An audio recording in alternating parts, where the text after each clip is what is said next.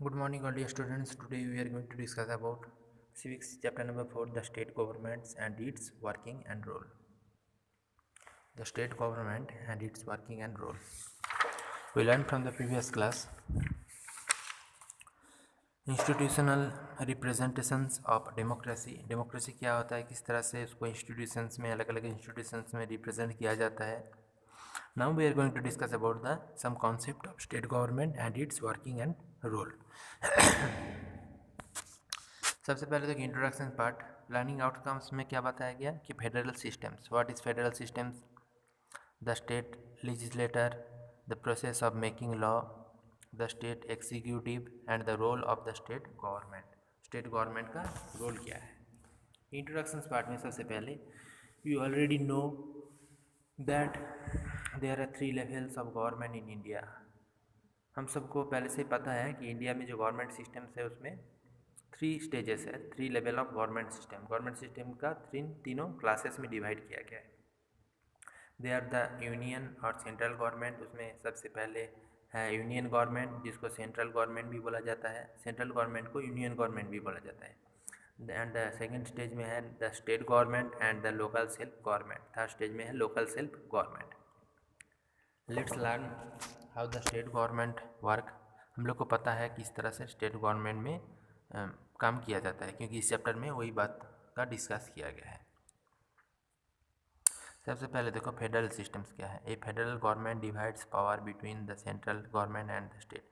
Federal government जो है वो पावर को डिवाइड करता है, किसमें? सेंट्रल गवर्नमेंट और स्टेट गवर्नमेंट में डिवाइड किया जाता है पावर को. किस कौन सा स्पेसिक्स में? फेडरल सिस्टम्स में. इसी को पावर को जो शेयरिंग उसको बोला जाता है एक्चुअली फेडरल सिस्टम से. मेन पावर को, उसका जो लिमिटेशन है पावर है, टोटल पावर को डिवाइड कर देना कुछ क्लासेस में.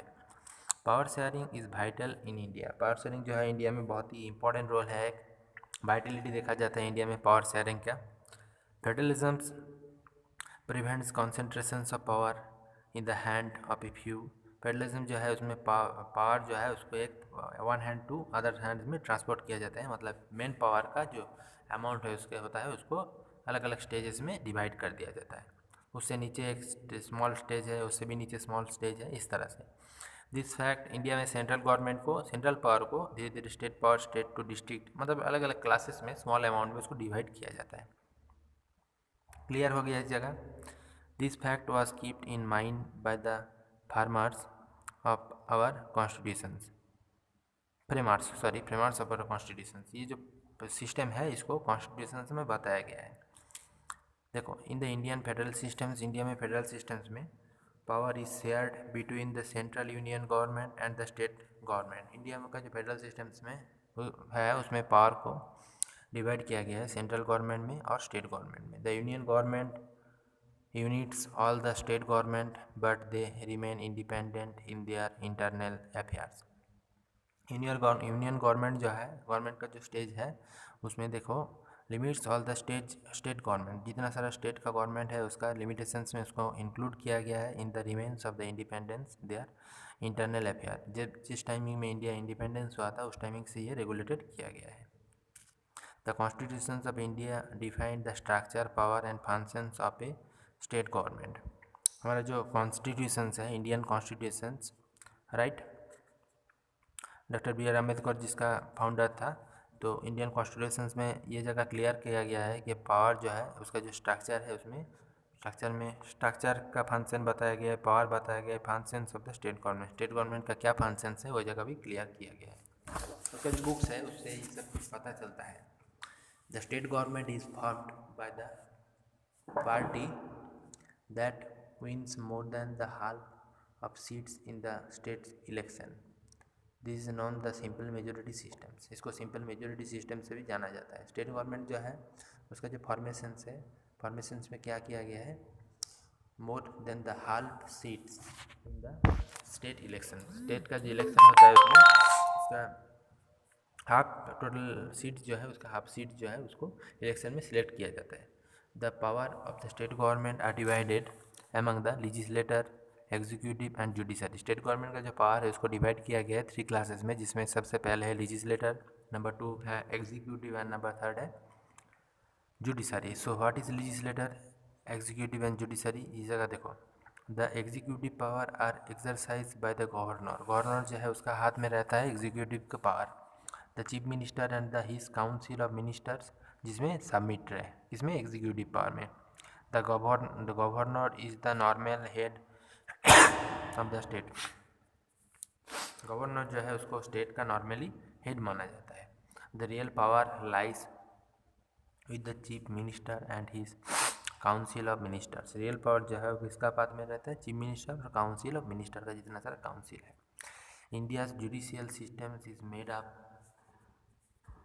Of the supreme court of India at the national level. India's judicial system, India में जो जुडिशियल सिस्टम है, इंडिया का जो जुडिशियल सिस्टम्स है उसमें उसको बनाया गया है, is made up of the supreme court of India at the national level, national level में इंडिया का जो सुप्रीम कोर्ट है उसमें बनाया गया है। At the high court at the state and union territory, state level में जो है वो हाई कोर्ट है और नेशनल लेवल में सेंट्रल माना जाता है, जिसका बेसिक्स में वो है वहाँ पर है supreme court of India. Then structure बताया गया, देखो the state legislature, the state legislator का फंक्शन क्या है, स्ट्रक्चर क्या है, वो जगह यहाँ पर डिस्कस किया गया है। सबसे पहले लेजिस्लेटिव असेंबली, लेजिस्लेटिव असेंबली एक नंबर एक तरफ है और सेकंड में लेजिस्लेटिव काउंसिल है। लेजिस्लेटिव असेंबली में कौन कौन है, member are called MLA, legislative assembly का जो मेंबर है उसको एमएलए बोला जाता है, मेंबर ऑफ लेजिस्लेटिव असेंबली, जिसका फुल फॉर्म्स है। Maximum 500 members and not less than 60 member, 500 member total member होता है जिसमें, और 60 मेंबर से कम नहीं रहता है। 5 ईयर्स टर्म, 5 साल का लिए एमएलए सिलेक्टेड किया जाता है, डायरेक्ट इलेक्शन का बेसिक्स में ही सिलेक्ट होता है। देन द लेजिस्लेटिव काउंसिल है जो है, members are called MLC, MLC जो है लेजिस्लेटिव काउंसिल का member, membership 1/3 of the legislative assembly size, legislative assembly में जितना मेंबर होते हैं उसको 1/3 मेंबर इसमें सबमिटेड है। 6 year term as 1/3 of its members retire every 2 years. Then the indirect election, ये जो है इनडायरेक्टली इलेक्शन होता है लेजिस्लेटिव काउंसिल में। उसके बाद देखो the state legislator perform, state legislator perform many functions, the main one being that of making law, जहाँ पर बहुत सारा फंक्शंस रहता है स्टेट लेजिस्लेटर का, जो मेन परफॉर्मेंस है उसका बेसिक्स में सबसे पहले क्या रहता है, देखो the main one being that of making law, main एक रहता है जो लॉ बनाता है। The makes they makes law on the subject specified in the state list, जो लॉ बनाता है उसका जो सब्जेक्टिविटी है वो स्पेसिफाइड स्टेट लिस्ट में सबमिटेड है। They can also abolish outdated law, they also keep a watch over the finance of the state, उसको स्टेट का फाइनेंसिबिलिटी में देखा जाता है। तो ये जगह क्लियर हो गया। देन द लेजिस्लेटिव असेंबली, विधानसभा, विधानसभा जो है देखो इधर लेजिस्लेटिव असेंबली का, जिसमें लेजिस्लेटिव असेंबली का जगह बताया गया है। The legislative assembly is the lower house of the legislator, legislative assembly जो है वो लेजिस्लेटर का लोअर हाउसेस है उसको माना जाता है, मतलब small houses. The members of legislative assembly, MLA का फुल फॉर्म क्या है, the members of legislative assembly, that is very important parts. The members of legislative assembly are directly elected by the people from the state constitutions, जिसको state constitutions में directly include किया जाता है। Elected members of the legislative assembly are a part of the electoral college, participations of the election presidents of our country, इसी procedure में सबको selected किया जाता है। Members of the Rajya Sabha 1/3 members of the legislative council, Rajya Sabha में कितना member रहता है, 1/3 मेंबर जो है उसको लेजिस्लेटिव काउंसिल का मेंबर रहता है। The number of members of the legislative assembly varies depending upon the population of state, देखो the number of member, total member जो रहता है लेजिस्लेटिव असेंबली का वो किसका ऊपर वेरीज डिपेंडेबल है, अब पॉपुलेशन, कंट्री स्टेट का जो पॉपुलेशन है उसका बेसिक्स में डिपेंडेबल है। According the constitutions of India, the number of members in a legislative assembly should not exist 500 and should not be less than 60। देखो इसका जो मेंबर है लेजिस्लेटिव असेंबलीज का टोटल मेंबर 500 से भी ज़्यादा नहीं होता है, 60 से कम नहीं होता है, जो पहले तुम लोग को बताया। However Goa, Mizoram, Sikkim and Nagaland are expectations and have less than 60 member. कुछ स्टेट है जहाँ पर पर्टिकुलरली लेस देन 60 मेंबर से भी 60 मेंबर से भी लेस देन मेंबर वहाँ पर रहता है, मार्जिन किया गया है स्मॉल स्टेट को कुछ, जिसका कंडीशन अवेलेबल मतलब सुइटेबल नहीं है। The speaker is the presiding offer of the legislative assembly. He see the responsible for the carrying meetings of the debates of the peacefully। जो स्पीकर होता है लेजिस्लेटिव असेंबली का, वो पर्टिकुलरली जितना सारा मीटिंग होता है उसको पीसफुली कंप्लीट करता है। देन उसके बाद टर्म का जगह क्या होता है, what is term? The term of legislative assembly in 5 years. 5 years में चेंज होता है लेजिस्लेटिव असेंबली का जो मेंबर्स रहता है, मेंबरशिप जो रहता है। Through during the states emergency this term can be existed the parliament. State में जब इमरजेंसी कंडीशंस होता है तब वहाँ पर मेंबर जो है वो चेंज होता है, किसका बेसिस में? पार्लियामेंट्री सिस्टम्स में। It can also be dissolve before it's term by the governor. ये जो सिस्टम्स है ये किसके बेसिस में डिसॉल्वेशन होता है? ये जो सिस्टम है वो गवर्नर का बेसिस में सिलेक्शन किया जाता है। Season, the legislative assembly has at least 2 season. Legislative assembly जो है वो टू सीजन रहता है इन ईयर, एक साल में। The internal between the 2 season can not be more than 6 month. ये 2 सीजन जो है वो 6 मंथ से ज़्यादा नहीं रहता है, मतलब ईयरली 2 सीजन होता है। At least 1/10 of the member should attend the season.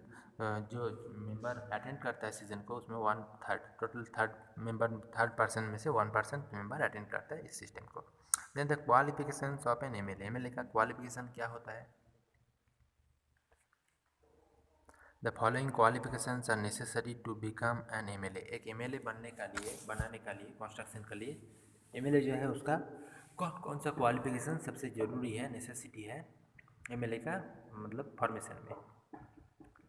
देखो जो जो क्वालिफिकेशन रहेगा तो एक लोग मतलब कोई भी पॉपुलेशन एमएलए बन सकता है।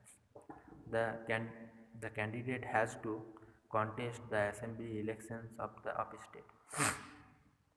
एक स्टेट का जो असेंबली होता है इलेक्शंस प्रोसीड्यूर में, उसमें जितना सारा मेंबर रहता है उसमें देखो पर्टिकुलरली स्टेट का असेंबली जो है उसमें उसको मेंबरशिप रहना चाहिए। ही सी शुड, ही वो मेल हो सकता है या फीमेल हो सकता है। Should be a citizen of India, India का सिटीजन रहना चाहिए, मतलब इंडिया का पॉपुलेशन होना चाहिए उसे। Then the he she should be a voter in any constituency of that state. इस स्टेट का वोटर भी होना चाहिए उसको किसी भी हाल में। He she should not be less than 25 years of age. उसका जो एज है वो 25 ईयर्स से कम नहीं होना चाहिए।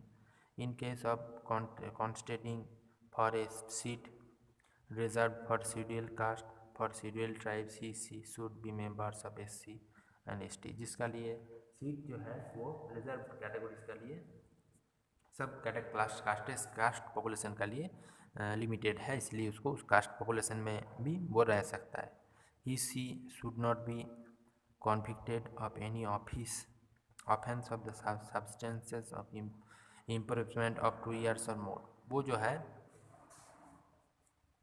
2 साल से ज़्यादा मतलब किसी इस परसेप्शन में उसको अप्रूविंग नहीं किया जाता है। लेजिस्लेटिव काउंसिल देख, उसके बाद देखो विधानसभा, देखो विधानसभा हो गया। अब विधान परिषद लेजिस्लेटिव काउंसिल जो है उसका जगह बताया गया है।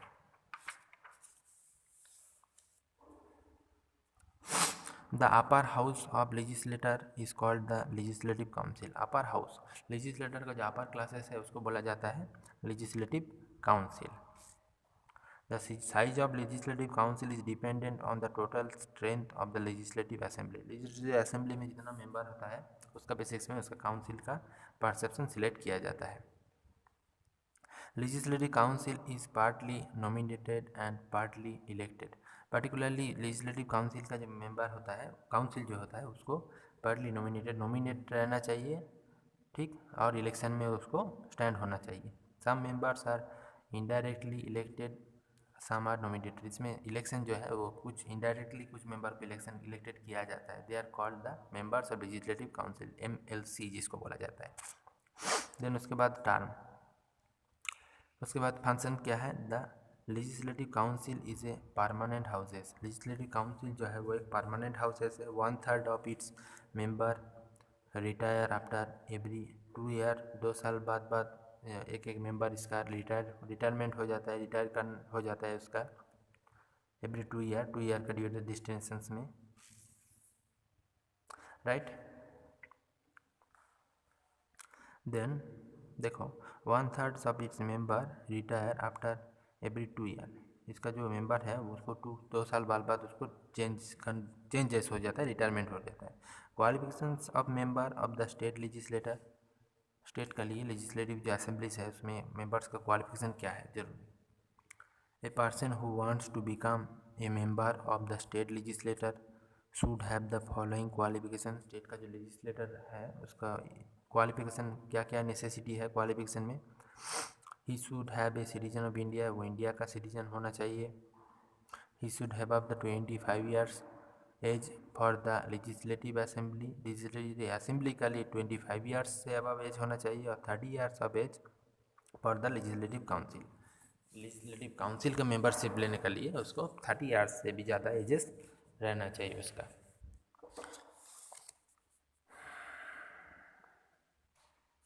देन उसके बाद he should not be a, देखो he should not hold any office और profit in the government of India और एनी स्टेट गवर्नमेंट। वो ऑफिस में मतलब किसी भी गवर्नमेंट ऑफ इंडिया का या तो स्टेट गवर्नमेंट का ऑफिस ही उसको काम उस टाइम नहीं करना है। ये सब क्वालिफिकेशन उसका रहना नेसेसिटी है। The process of making law, law किस तरह से बनाया जाता है, देखो the aim of making law is to govern people in a better way. एक बेटर सिस्टमेटिक सिस्टम्स में जो लॉ है उसको मेकिंग किया जाता है। Any law before it is passed in personal stage is called bill. जब एक लॉ पास होता है उसका पहले उसको क्या बोला जाता है, बिल बोला जाता है। A bill is introduced discussed debate and vote upon the legislator. Bill जो है उसको किस तरह से इंट्रोड्यूस किया जाता है, वोटिंग सिस्टम में लेजिस्लेटर का पास जब वोट होता है, वोट का बेसिक्स में एक बिल पास किया जाता है। लॉ का पहले वो बिल पासिंग किया जाता है। It can be introduced either bye A minister और प्राइवेट मेंबर्स। इसको किसी भी मिनिस्टर इंट्रोड्यूस कर सकता है या तो कुछ प्राइवेट मेंबर सिप्स का बेसिक्स में इसको इंट्रोड्यूस किया जाता है। There are 2 types of bill, 2 types का बिल होता है, एक है ऑर्डिनरी बिल, नंबर 2 है मनी बिल। एक है ऑर्डिनरी बिल और नंबर 2 है मनी बिल। तो ऑर्डिनरी बिल क्या है, an ordinary bill deals with the general administrative issue. ये जो है जनरली एडमिनिस्ट्रेटिव एक इशू है। ऑर्डिनरी बिल जो है एक प्रॉब्लम आता है इसमें। It can be introduced on their either house of this legislator का जो हाउस है वहाँ से ये इंट्रोड्यूस किया जाता है। Bill is first introduced in the house and the discussed as debate for upon. उसका हाउस में इसको इंट्रोड्यूस किया जाता है, इसलिए बहुत सारा डिबेट देखा जाता है। और मनी बिल जो है, money bill can be introduced in the legislative assembly only. Money bill जो है वो कौन इंट्रोड्यूस कर सकता है, लेजिस्लेटिव असेंबली जो है उसका थ्रू ही इंट्रोड्यूस किया जाता है मनी बिल का। After the bill is passed होने का टाइमिंग में it is sent to the legislative council. ये लेजिस्लेटिव काउंसिल में सेंड किया जाता है ओनली फॉर मेकिंग रिकमेंडेशंस, इसका रिकमेंडेशंस बनने का परसेप्शन में। देन उसके बाद आ रहा हूँ मैं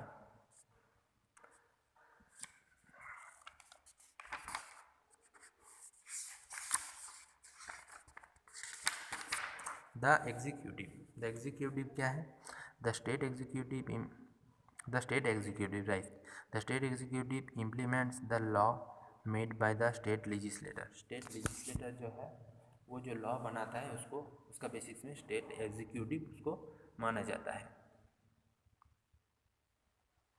the governor, the chief minister and the council of minister from the state structure. इसमें कौन कौन रहता है, द गवर्नर रह सकता है किसी भी स्टेट का, द चीफ मिनिस्टर है, the council of ministers from the state executive. इस सबको स्टेट एग्जीक्यूटिव बताया जाता है। The pattern of government at the state level it is a replies of the government at the center। State level का जो government है उसको central government का थ्रू रिप्लाई दिया जाता है। Governor is the head of the state. Governor जो है वो स्टेट का हेड है। However it reality he is only the nominal head. Reality में क्या देखा जाता है कि उसी को नॉमिनली हेड माना जाता है स्टेट्स का। The real head is the chief minister. Real head जो है वो चीफ मिनिस्टर होता है।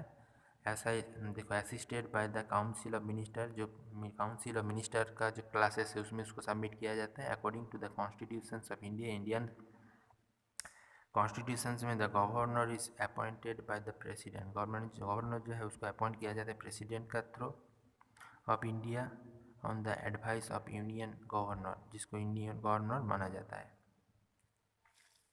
The qualifications of governor. Governor बनने का लिए गवर्नर का लिए क्या क्या नेसेसरी क्वालिफिकेशंस है ये जगह देखो। He she should be a citizen of India. वो इंडिया का सिटीजन होना चाहिए।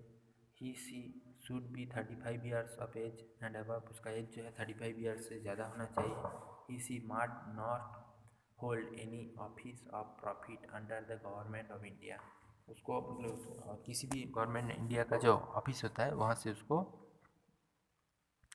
Any office of profit under the mart not, मतलब कभी भी इंडिया का ऑफिस में वो मतलब कुछ भी परसेप्शनल क्राइम नहीं किया, ऐसा होना चाहिए। Should not be a member of the parliament. Parliament का मेंबरशिप में रहना चाहिए। Functions of the power of government उसका जगह बताया गया है। Then the chief minister. Chief minister जो है बहुत इंपॉर्टेंट है। देखो the chief minister is a actual head of the government at the state level. State level का जो हेड है, हेड ऑफ द गवर्नमेंट किसको माना जाता है? चीफ मिनिस्टर को माना जाता है। He she is the leader of the party that means majority of seats. एक पार्टी का जो लीडरशिप है उसमें सबसे ज़्यादा मेजोरिटी रहता है उसी का सीट में। He is her term of the for 5 years. 5 साल बाद उसका चेंजेस होता है। Functions and powers of the chief minister. Chief minister का क्या क्या फंक्शनबिलिटी रहना चाहिए, पावर्स क्या होता है चीफ मिनिस्टर का? He she is the leader of the council of ministers. Minister का जो काउंसिल होता है उसमें लीडरशिप में कौन रहना चाहिए?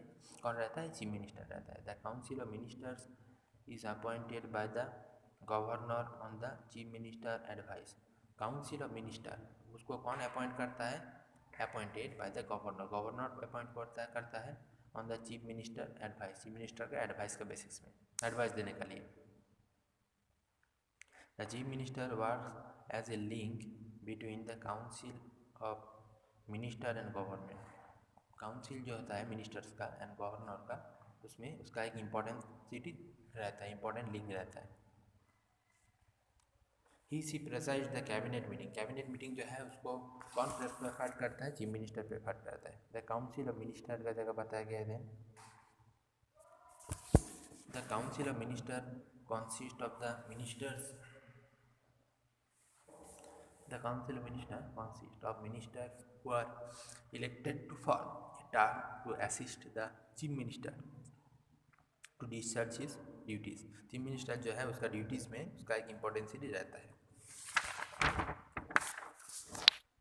ठीक है, थैंक यू। नेक्स्ट जगह में मैं डिस्कस करूँगा the role of state government.